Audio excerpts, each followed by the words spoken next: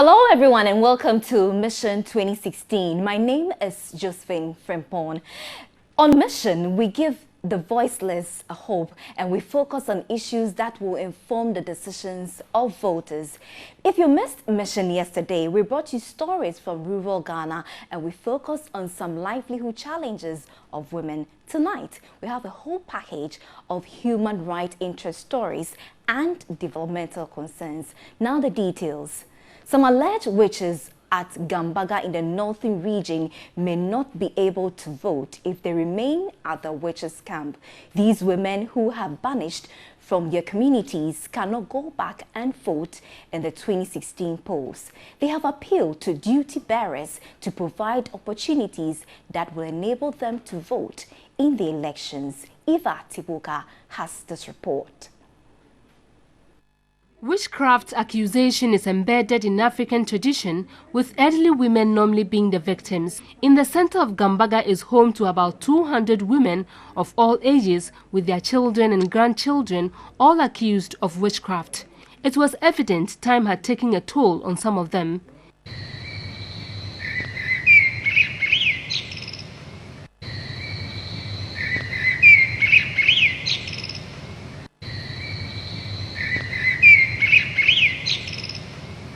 Some have apparently lost count of how long they have lived here, with no hope of ever gaining their freedom.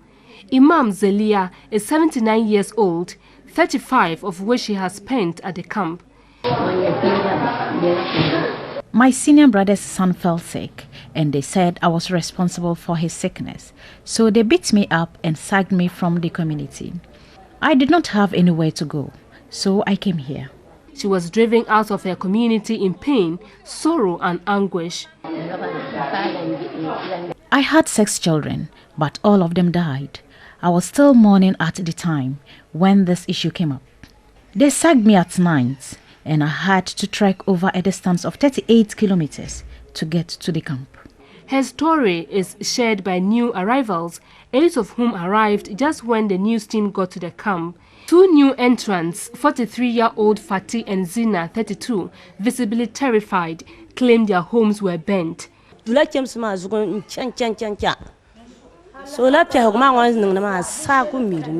Someone we do not know died. We were here and a mob came destroying our tents and beating us. They claimed we are responsible for the death of the person. We ran to the chief to complain to him. In the night, they sacked the children out and set the house ablaze. And now we do not know where the children are. Forcibly separated from their children, the 2 wondered what their fate could be. The women escaped without their belongings and feel disenfranchised ahead of the November 7 elections. Their children, who also just turned 18 years, could not be part of the limited registration exercise.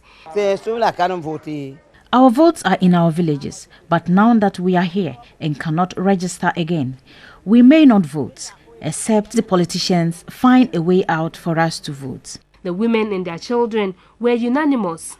Cultural stereotyping has affected the growth and development of women in the community.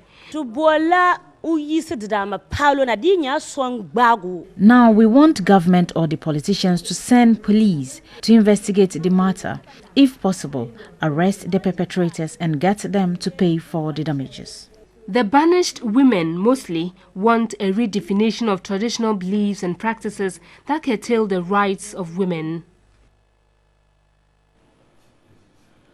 We hope that duty bearers will take the necessary steps to ensure that these alleged witches are liberated and given the opportunity to also vote. Moving away from that, market women who cross the Oti River in the Karachi East District of the Volta region want a bridge constructed over it to enhance their business. They suggest in the interim, stumps in the river must be removed. Most of these women travel from the Karachi West District and beyond, crossing the Oti River to the Dambai market to conduct their trading activities.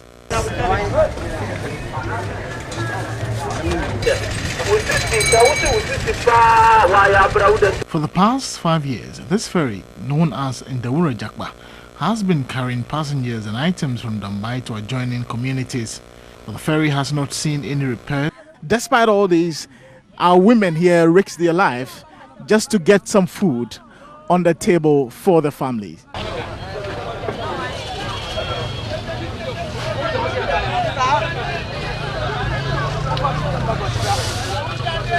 From the Oti River in the Karachi East District, Nana Kwekwedia for TV3 News.